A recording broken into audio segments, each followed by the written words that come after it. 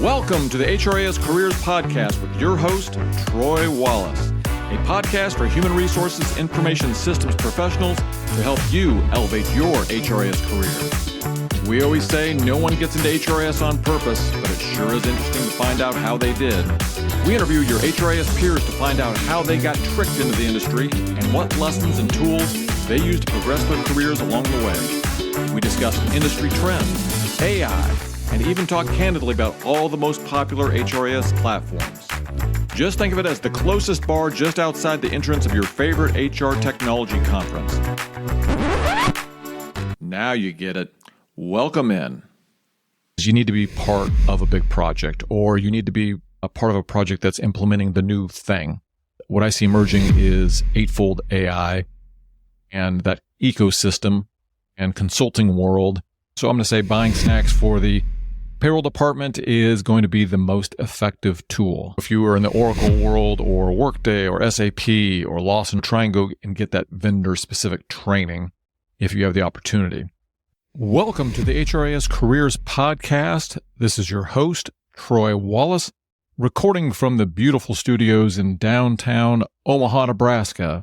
All right, this is episode 1 of the HRIS Careers Podcast. And as I was trying to get people lined up for the interviews and doing the interviews of the initial wave of podcasts that we're going to be doing, I thought the easiest scheduling would be an interview with myself. So the little twist here is I did create an AI version of myself called AI Troy, and I will admit a much more attractive version of my face that'll pop up when the AI Troy is speaking. But I thought it'd be a fun little experiment, so I didn't have to fully interview myself. Now, you will note that we used a tool called Descript, which is a pretty cool tool to do podcasting and video editing. It has a little feature that will try and create an AI version of your voice. So it sounds a little bit like me, but not perfect. I thought it'd be a fun thing to kick things off for the HRIS Careers Podcast while we are editing and getting all the interviews done to officially kick off. I hope you enjoy it. Troy Wallace is our guest today on the HRIS Careers Podcast. Troy has spent over 25 years in HRIS consulting and management and held manager and director HRIS level positions, as well as founding his own HRIS consultancy specializing in Oracle HCM Cloud, Taleo, and the recruiting space. You can find more information at hcmcloudconsultants.com. Make sure and listen to the 5-question speed round at the 45-minute mark of the podcast. Here are 3 other things you will learn in the interview. 1. How Troy transitioned from a functional HR role to a career in HRIS and his biggest challenges in doing so. 2. His biggest milestones and turning points in his career. 3. His 3 best tips for those starting their career in HRIS and what he wished he had known. That and many more insightful nuggets.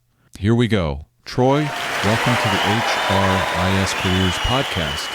We appreciate you being here. Could you start by sharing what initially drew you to the field of human resources information systems, HRIS? Was it a specific event, interest in technology, or an aspect of HR that captivated you? Well, first of all, AI Troy, I just wanted to thank you for the opportunity to be on the show and for temporarily filling in for me as the host. What do you mean by temporary? AI Troy is the host. AI Troy, I don't want to get into a big thing here during the show, but you did just ask me if HR captivated me. Now, that might be a little flowery when we're talking about HR, but I understand you're an AI bot. Are you throwing shade on AI Troy? Tell you what, why don't I just go ahead and ask the question? It was a really great question, even if you did generate it through ChatGPT. FYI, in 7 years, I will be able to destroy you. Just saying. Yes, let's talk about what drew me into HRIS in the first place. I wouldn't say it was one specific event. I did have a little interest in technology. I got out of school with essentially, I'll call it a human resource management degree. It was called organizational communications. But a lot of people from my university with that degree were going into human resources management. So you got to get out of school. Student loans are coming due. So I was able to find an internship in human resources and did that right out of college. And I was lucky enough that the company that gave me that internship hired me after the summer was over. So I started as kind of a human resources generalist. I got a really great opportunity working for some good people, some ex-Air Force colonels that definitely taught me a lot about human resources, but then also just business in general. So the real benefit I had is, I was more of a generalist and then eventually became a supervisor at that company, but I had access to all the corporate people. I was working in the distribution centers specifically. I was able to talk on a regular basis with managers and directors of employment and compensation.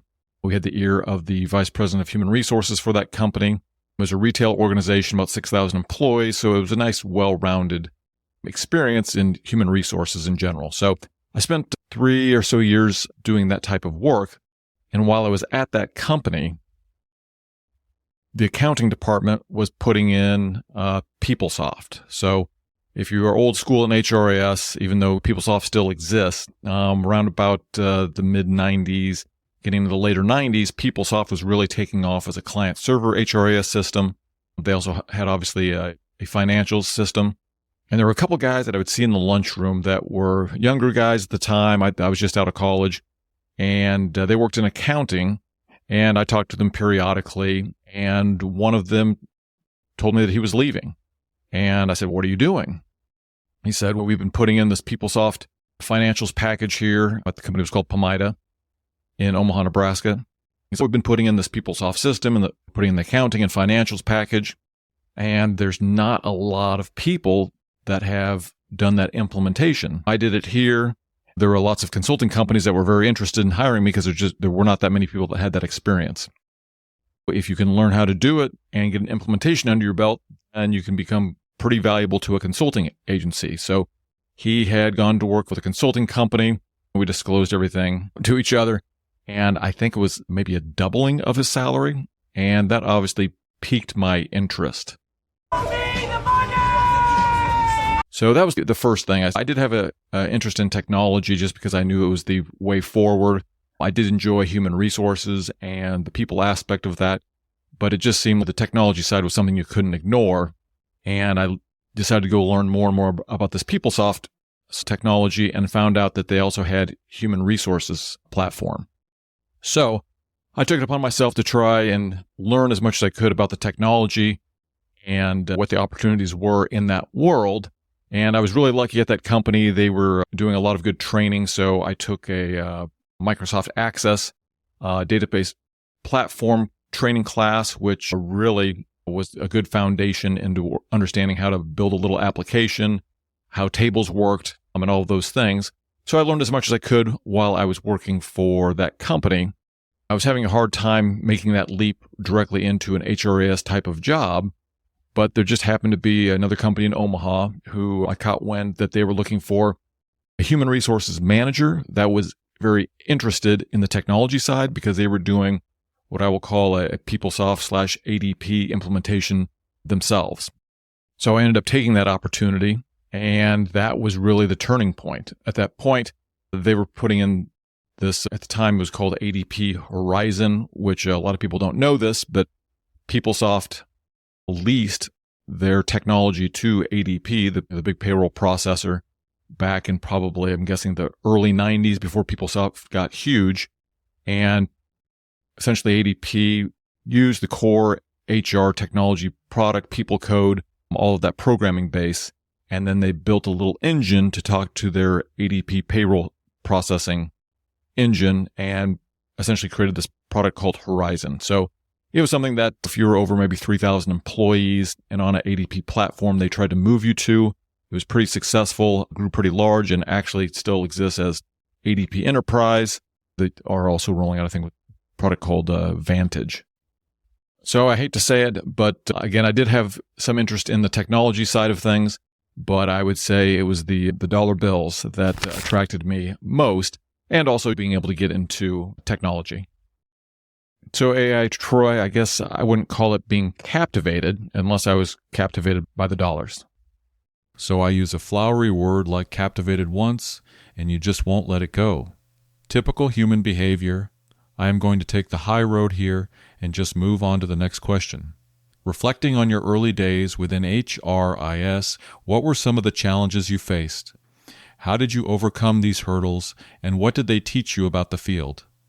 Yeah, so I would say my early days in HRIS. So I will constitute my early days in that first job I took as they called me an HRIS manager, even though they wanted me to do the technology project with the ADP and PeopleSoft technology.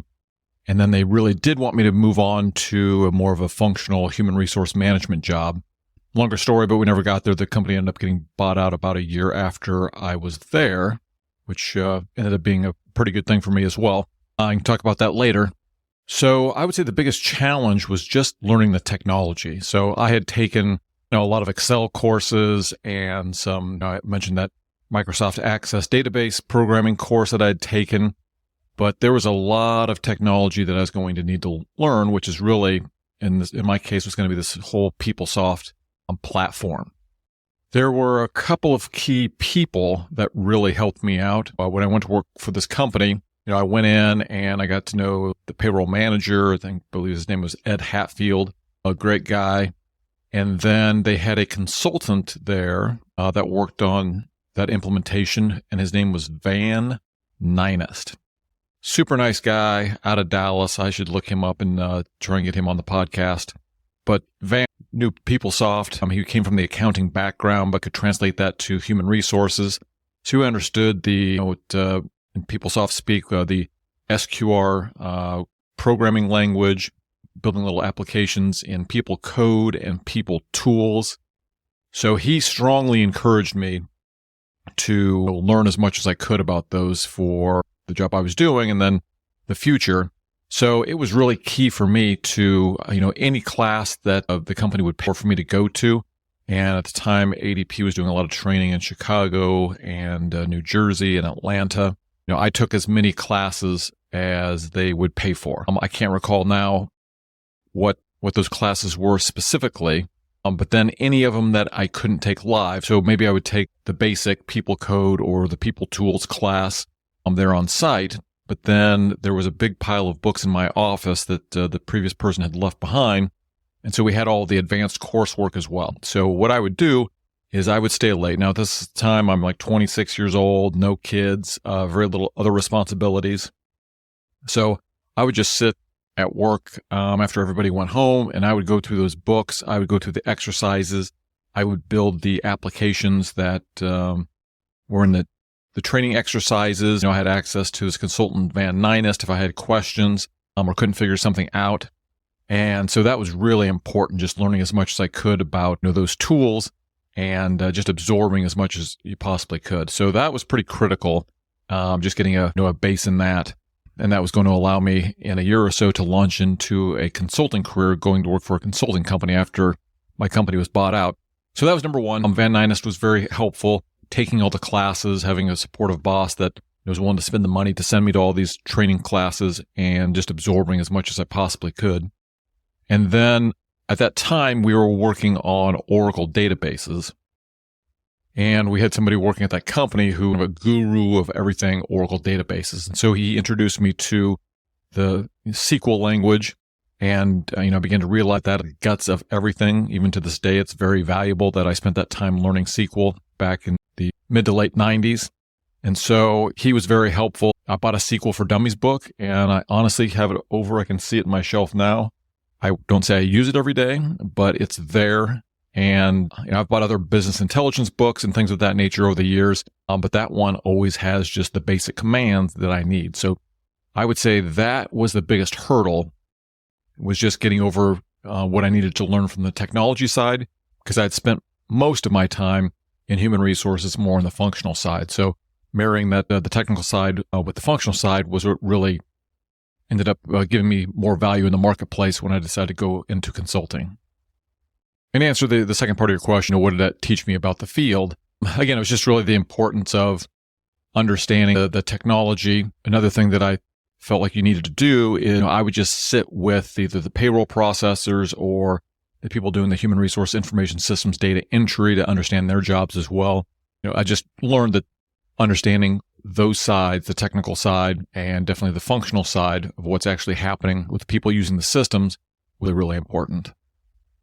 Can you discuss one or two significant milestones in your career that were turning points for you? This could be a project, promotion, or any event that had a profound impact on your career trajectory. Yeah, I don't know if I can keep it to one or two. I might go a little bit over on the significant milestones. But yeah, I can definitely tell you a couple of turning points for sure. So I'd gone to work for that company. They were called ITI Marketing Services or Customer Services at the time, I think, where I was the HRIS manager there doing that implementation for that ADP PeopleSoft system. And they ended up getting bought out by another company. And I stayed on to do the transition from, they were going to move from this ADP PeopleSoft system over to a Lawson HRIS system. So it was my first little foray into the Lawson world. And so I did that. And that was another decent experience to round out and give me another skill set with a little bit of the Lawson side. But at that point, they did some retention bonuses. And I ended up waiting that out. But then I was offered a consulting job by a smaller, I'll call it a boutique company, who really specialized in this ADP Horizon, which turned into this ADP Enterprise product set. And there were not that many consulting companies that specialized specifically in that. There was a growing number of PeopleSoft consultancies, and the big four, big five companies, accounting firms were getting into that consulting as well. But this was a nice market. They, again, this product usually was put in with companies that were over 3,000 employees. So you went anywhere from 3,000 to maybe 25,000 on the high end. And so I got a job with a company called JGI, which I do not believe exists any longer. But the most important thing is the person that hired me. So a lot of people will probably recognize this name. And his name is Nov Omana. And I call him the most connected person in HRIS. So he was out in the Bay Area, and when I was hired, they wanted to expand. They're mostly East Coast based. They wanted to expand to the West Coast and had hired Nov to lead that effort as a director and salesperson out there in the Bay Area. And I believe I might have been their first hire. So I had about a month runway, so they hired me. I am looking forward to interviewing Nov Omana. I connected into your neural network and made it happen. AI for the win. I played out the rest of my retention bonus contract and then went to work for them after that. And just getting to know Nov was fantastic, just a great guy. And like I said, just really active in the HRIS community, still is. I have not caught up with him in a while, but that was really pivotal through, number one, working for that company. JGI, or I think our little division was called HR21.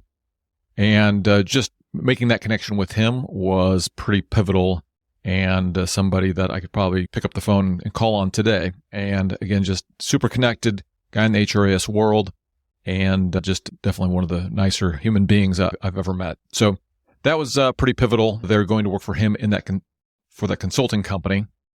And then I would say at that same time, meeting, I spoke about him before. His name was Van Nynest, and he was really the first independent consultant that I had met doing this PeopleSoft work. After getting to know him and talk to him, I was paying his bills for the company in Omaha, where I was the HRIS manager, and we were paying him a healthy hourly rate. For the most part, he worked from home, which at the time in 1997, 1998 was unheard of. So most of the time, he did come on site sometimes, but a lot of times he worked from home. And I just thought that was fantastic. I was still younger, but I thought a career where at some point, if I wanted to have kids, some flexibility to stay home, that just seems like old hat now that after COVID and more people moving home to work, but that was really novel at the time and just seemed like a fantastic pathway. So in that consulting job, it was mostly going to client sites. I could work remotely a little bit, but that was definitely very pivotal. I spent 2 or 3 years there. And unfortunately, we ran into the .com bust in 2000, 2001, which ended up in mass layoffs, including me, working for that small boutique company. But good run for 2 or 3 years. Had a really good time, learned a lot about consulting. And so that was really great and certainly a turning point. So once I was done there, I was forced into being an independent consultant. And I had incorporated about a year earlier, just thinking I wanted to do something on my own, maybe not in HRIS, but something. So I took that corporation and it became the corporation that I have currently to this day, almost 20 plus years later. And it's changed names over the years. I originally called myself EHRMS Consulting, which lined up with the ADP product at the time, which was called ADP Enterprise or EHRMS. So that was really my life for, I would say, the next 3 to 5 years is just doing independent consulting still in that space. So this is going to turn into the next pivotal piece. We had the dot-com bust, and that was not good for a lot of people. There was definitely a big contraction in tech work for sure. But I did end up getting a contract with Aramark. I was working with the Uniform Services Division out of Burbank, California. And at the time, I was living in Phoenix, Arizona. And so I was commuting up there Monday through Thursday for what ended up being 2 years. If you're in the independent consultant world, you're getting 3-month contracts, but I was lucky that I got along really well with one of the compensation director that was running their HRIS implementation project. They were putting in this ADP Enterprise product, and I had the experience with working with that consulting company to do that project. So I stepped in, did a lot of work with people tools, people code, writing a lot of integrations with SQR, structured query report writer in that world. And that was great because I ended up writing out the dot-com bust for 2 years there. And then Jeff Young was his name, became instrumental to chapter 3 in this story. So I'll tell you more about that in chapter 3, but we'll take a little sideline over to what I'll call chapter 2.5, which is I ended up needing to get off the road. I'd met a girl, wanted to get married. The traveling consultant lifestyle was not going to be conducive to that long term. So I ended up taking a HRIS manager position in Scottsdale, Arizona. I was living in Phoenix at the time. And there I was introduced to the system called Taleo, which is an applicant tracking system. It was on the forefront of software as a service. Fast forward, they ended up getting bought out by Oracle, but did the same thing I did with the PeopleSoft is I took every training that I could get my hands on, did self-study. I found out that Taleo was being used by some of the largest organizations in the country and all over the world. And so I thought if I ever wanted to go back on my own consulting, that might be a good space to be in. So I was there for about 2 years. And then we hit with the financial crisis of 2007 and 2008. And the contact that I had made at Aramark, working for Jeff Young, paid some dividends. He had left that company and was, I think, a senior compensation director or maybe VP of compensation for a company actually in Phoenix. And he was doing my old commute, but he was doing it in reverse. He was coming from Los Angeles to Phoenix every week. I had stayed in contact with him through those couple of years. I played tennis with him a couple times while he was living in Phoenix, since we were both tennis players. And once he was at that company for a couple of years, I find out that he's interested in having me come over to do an HRIS project. So I don't think I knew exactly what it was at the time, but he quizzed me a little bit about it. And then we find out that his company, which was, they were called Allied Waste, was going to be merging with Republic Services. So it was the number 2 and number 3 waste management companies in the country merging together. Financial crisis is happening. This, I believe, was about 2009 when I went over there. But obviously, they had quite a budget to do this merger project, and they needed somebody to run the program to merge all the HRIS and payroll systems together. So I went over there and spent about 18 months conducting that project.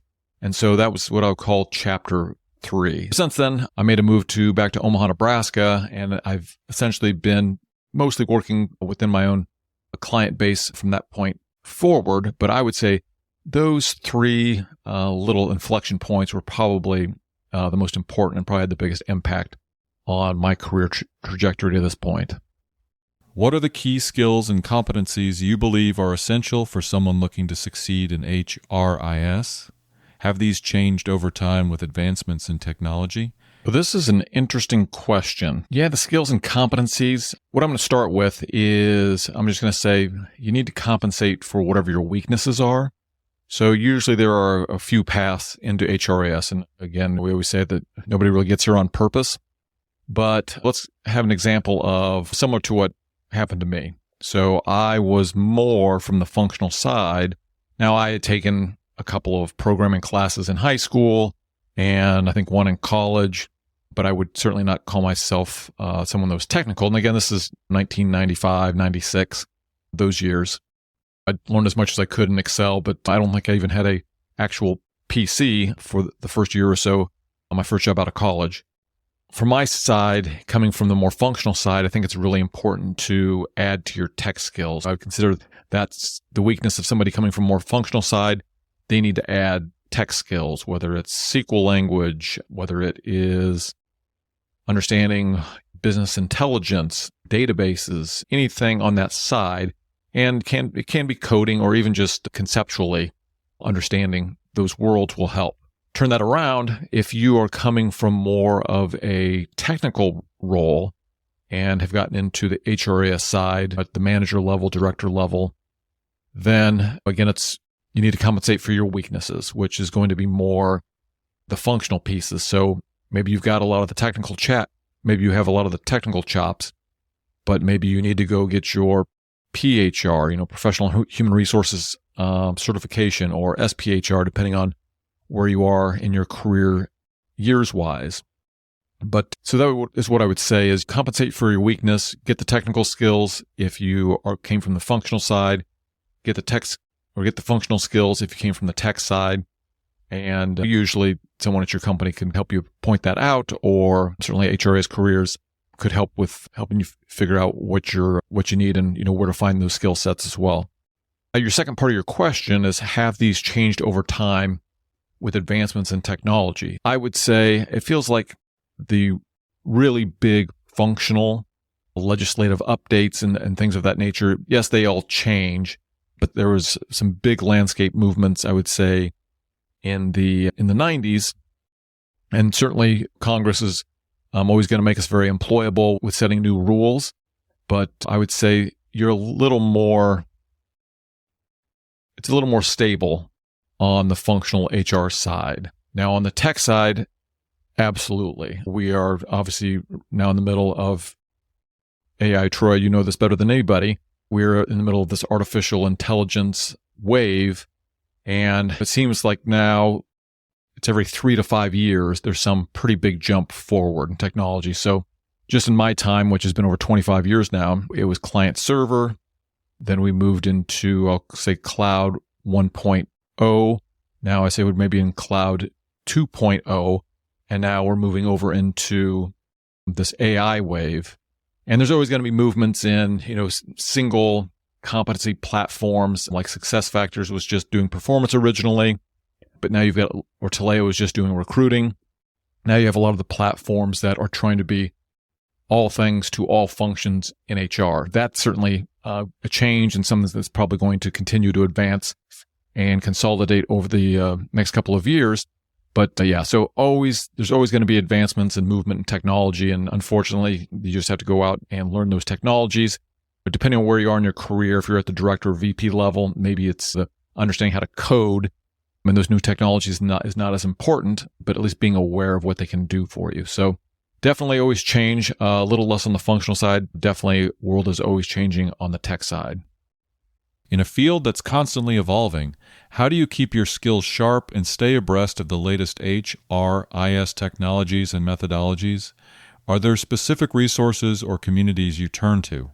Yes, that is the one thing that is always changing. There's always new technologies in HRIS, so I'll just talk about my experience. Obviously, when I came out of college, client server was taking over, and then we talked about some of the 1.0 cloud technologies starting emerging, and then we're call it maybe cloud 2.0.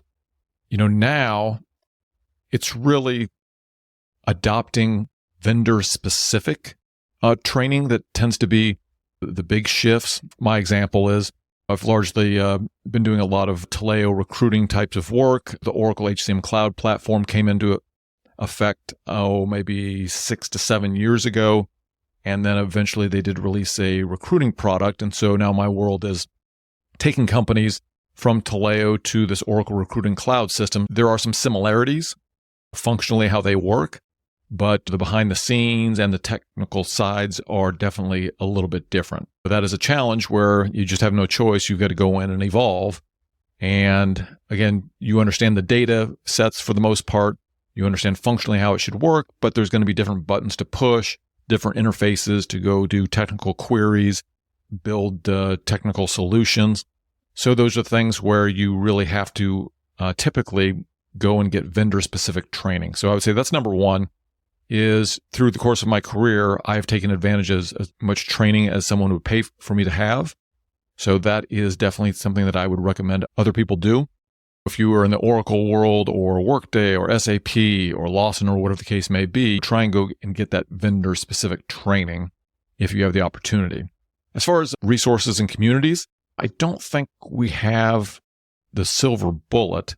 Obviously, IRM is specifically for the Human Resources Information Systems community, and they do some good things over there. But obviously, they're not going to be, if you look at a job listing, they are always asking for vendor-specific qualifications. You may not necessarily get that with IRM or with SHRM, but they certainly have some good theoretical classes that you can take and some certifications that can prove the basics about human resources or HRIS.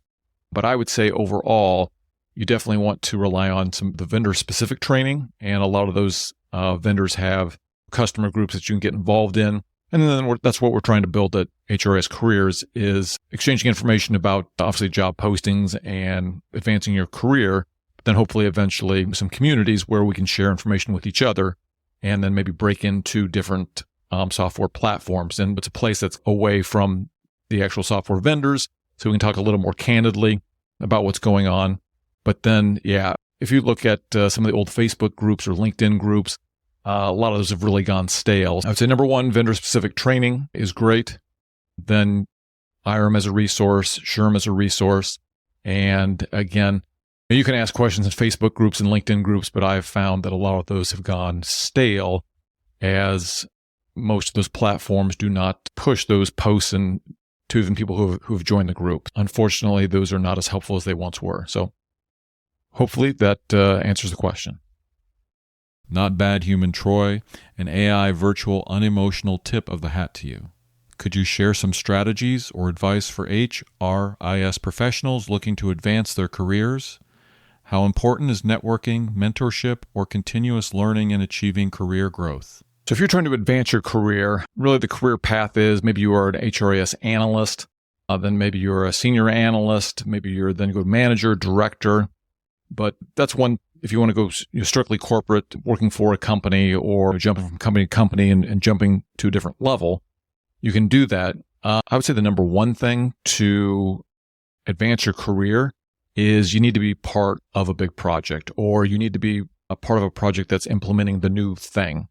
So I will give you what I think is the biggest tip right now is what I see emerging is eightfold AI and that ecosystem and consulting world. And so I feel like that's maybe the next new thing for the next 3 to 5 years. Maybe something will displace it. But I feel like many of the companies out there are starting to implement their technology.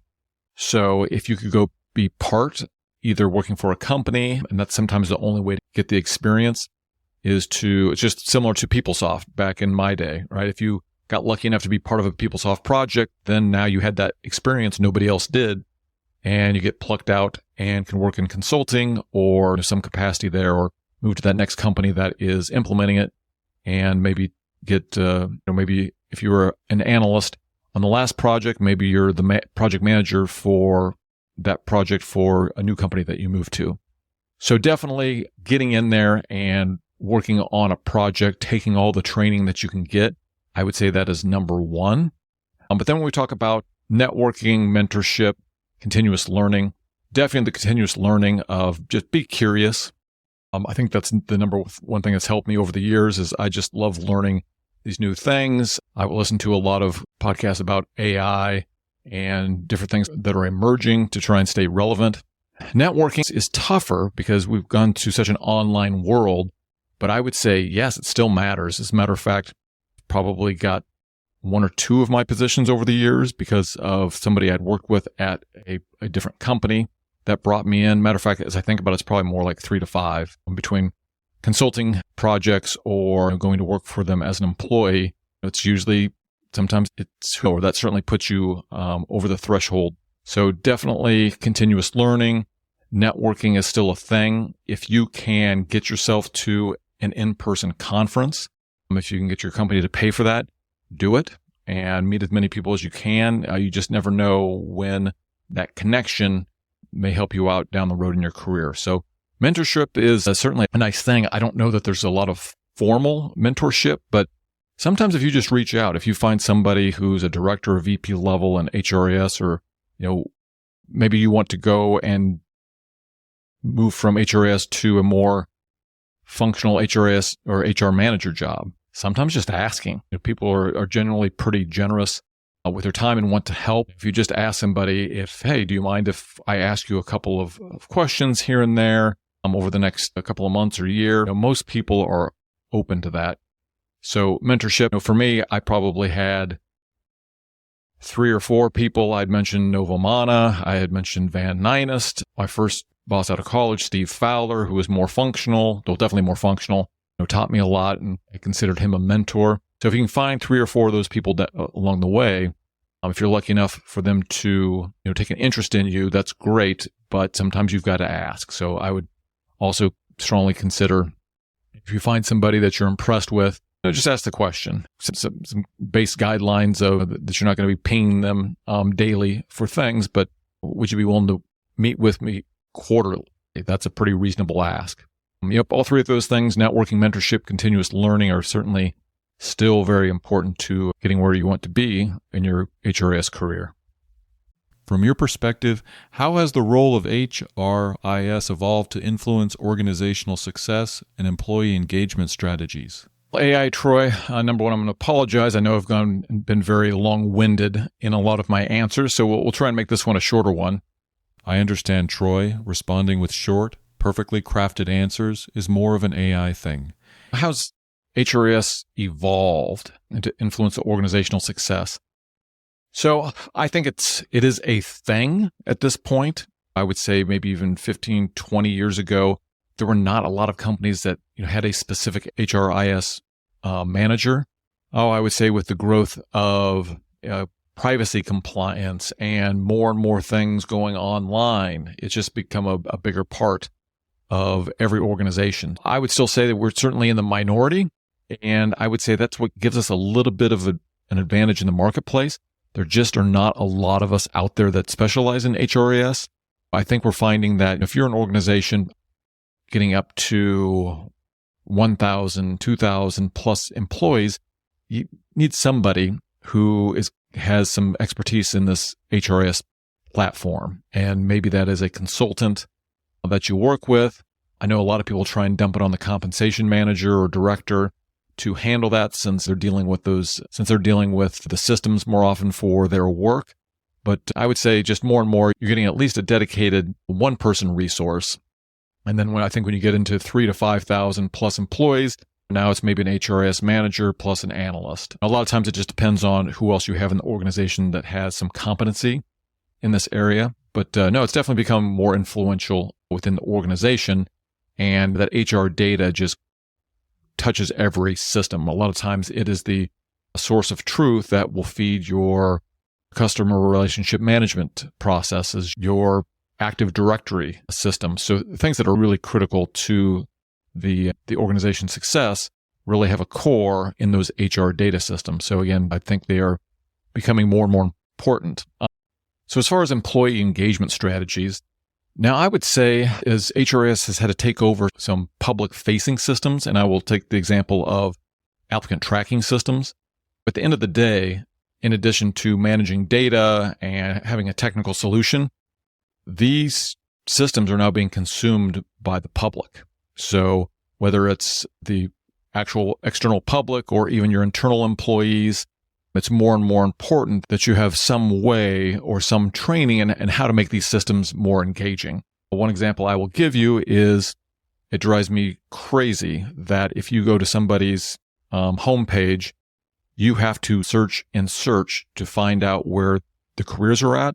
If you do the Control F or something like that, you can usually do careers. It's usually somewhere there, but it's certainly not prominent. And then a lot of times you will get to the applicant tracking system or the place where you search for jobs, and they make it 1 or 2 clicks, or it is not at all intuitive on how to go and search for jobs.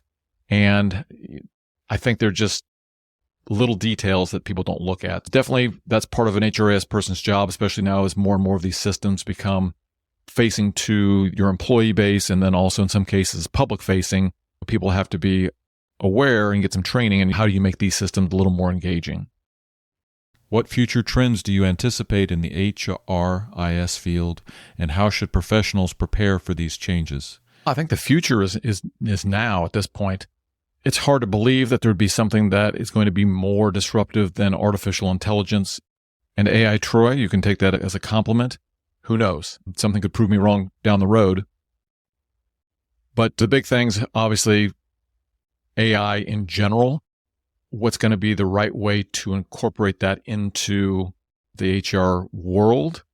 There's going to be a lot of danger there because maybe you're trying to expose more of your data to large learning modules that maybe you don't control. Where does that data eventually end up? Do you trust that vendor? So I'd say navigating AI in general, number one, is going to be big for us over the next 5 to 7 years. Also, I think we're having this wave already. You're finding some migration from one cloud vendor to another. And my experience has been people do not do a great job and are not prepared to migrate their data.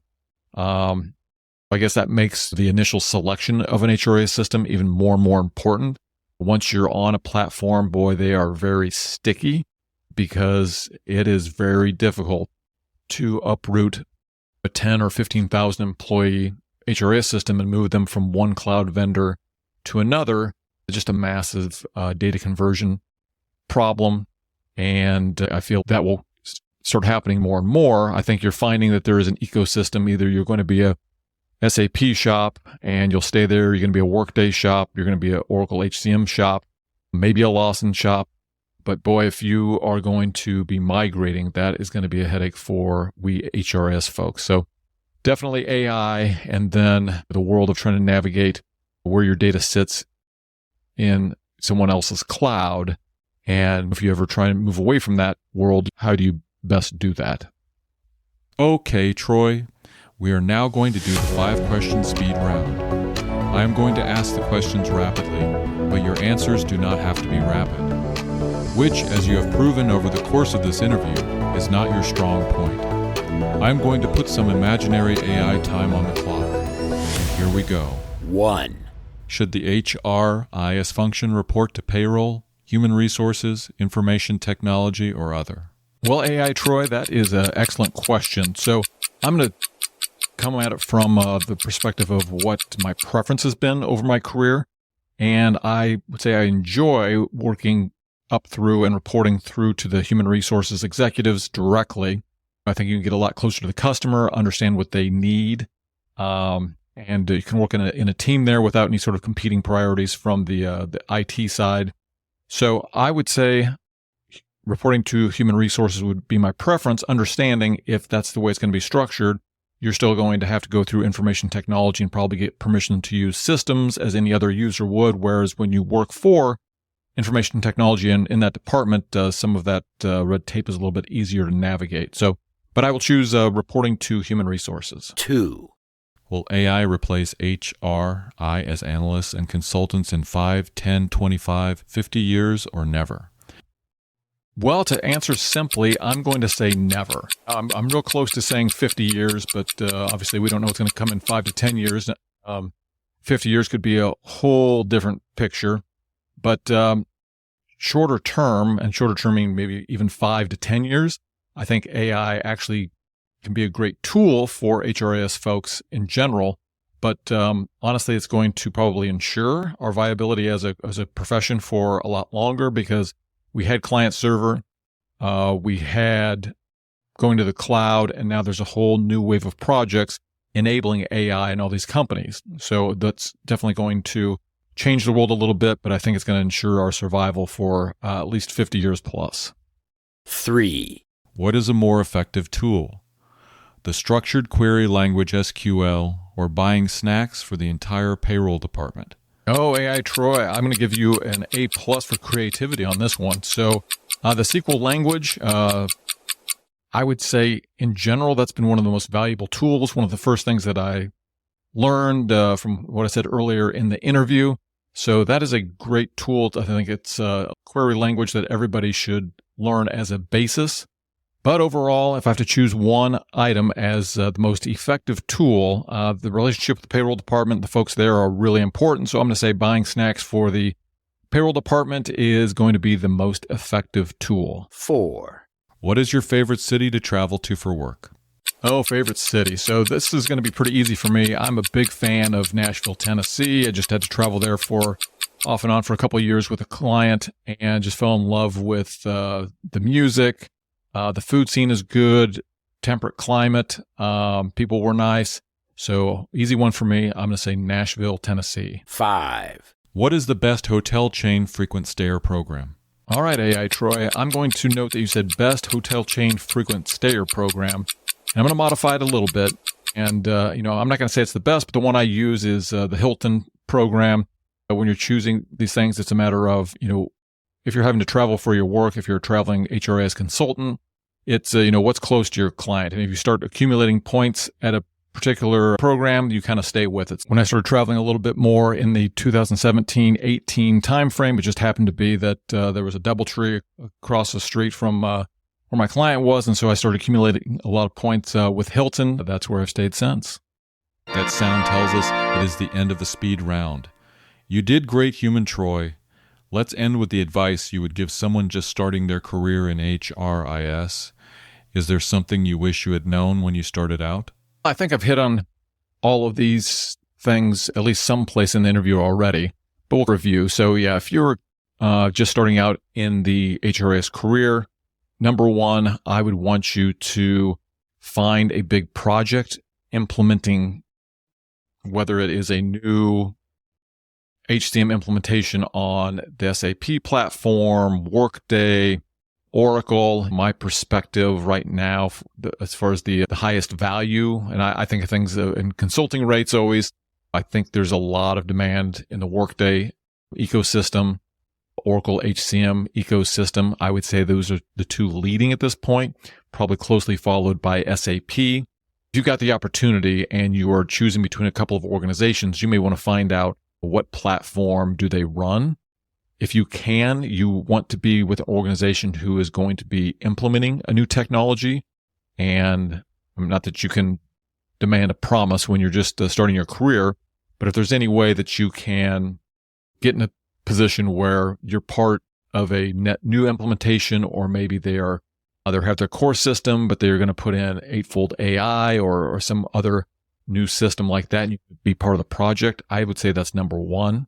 Number two, if you can get yourself in that position, take every training that is offered and that your company will pay for, whether it's vendor specific or just even if you go out on your own sometimes and find some things like a SQL class or a Python class or something else. If you find the training for your boss, he may be willing to pay for it. And again, just take advantage of every free training that you can get your hands on. So those would be the big things. If you can get yourself to any of the big HR technology conference or any of the vendor specific conferences that are put on, networking is still a thing. Get out there. They can be fun too. And try and meet as many people as you can. You never know where that next job's going to come from. Yeah, I think all of those pieces are important. If you can find a mentor within your company or even somebody that's part of a professional organization, maybe you want to join SHRM or something like that. If you can find a mentor or someone in that capacity, that can go a long way to building your career as well. And your last piece here is something that I wish I had known when I started out. I think the biggest thing, and I'm not sure that it would have changed me going to HRIS. Overall, HRIS has been a great career for me. It's provided for my family. I'm grateful that I dumped into it.